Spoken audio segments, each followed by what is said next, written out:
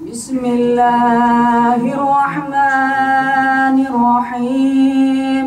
Fezkuruni ezkurkum veşkurû li ve la tekfurûn. Allahu Teala bizlere şehitlerin sevdasını, sevgisini verdiği için ona hamdü senalar olsun. وَلَا تَقُولُوا لِمَنْ يُقْتَلُ ف۪ي سَب۪يلِ اللّٰهِ اَمْوَاتٍ بَلْ اَحْيَاءٌ وَلَاكِنْ لَا تَشْكُرُونَ. Onun yolunda öldürülmüş olanlara ölüler demeyiniz. بَلْ اَحْيَاءٌ وَلَاكِنْ لَا تَشْكُرُونَ. Onlar diridirler fakat siz onlardan anlayamıyorsunuz. Şehitlik nedir biliyor musunuz? Cennet ehlinin seçkinleridirler. Müminlerin azizleridirler.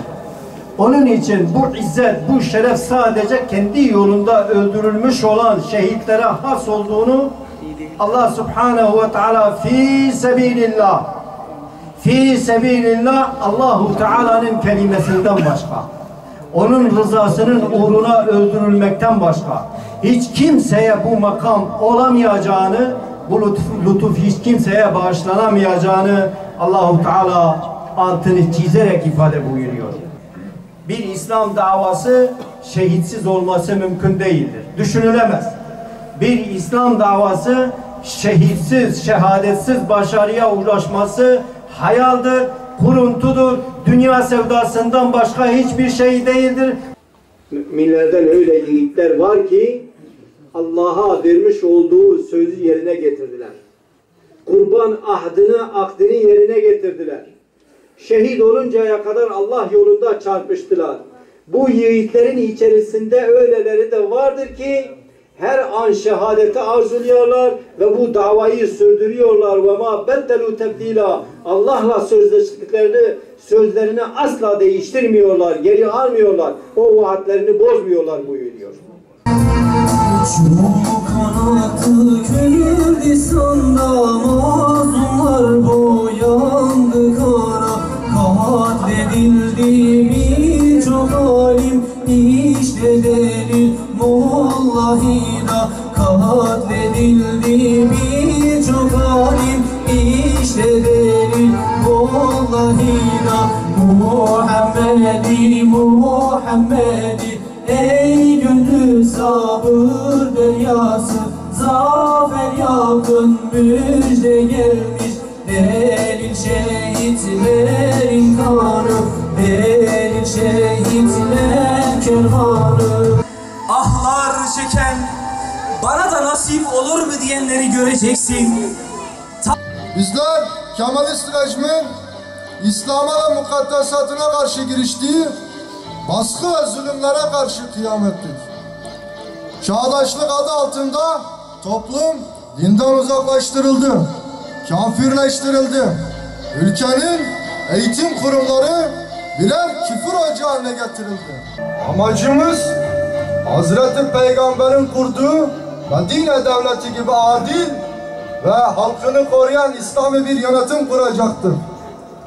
Kıyamımız ırkî değil, İslamidir.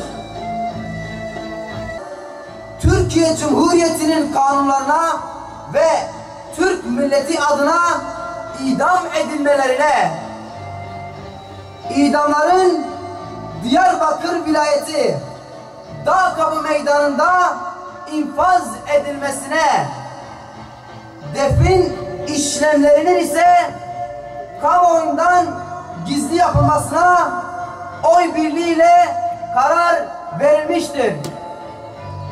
Değersiz dağlarda asılmama parmağım yoktur. Muhakkak ki davam Allah ve din içindir. Programı güzel buldum.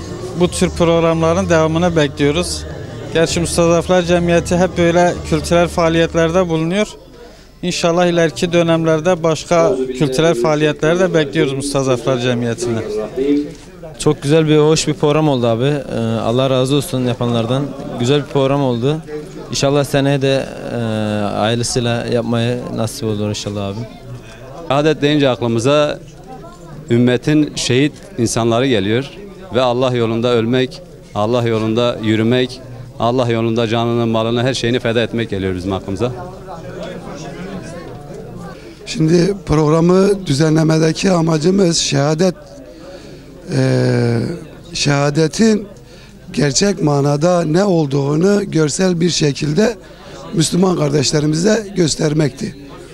Yani görsel olarak Müslümanların şehadeti fark etmeleri, şehadetin ne olduğunu daha iyi anlayacaklarına karar verdiğimiz için tiyatro olarak Şeyh Said Hazretleri'nin hayatını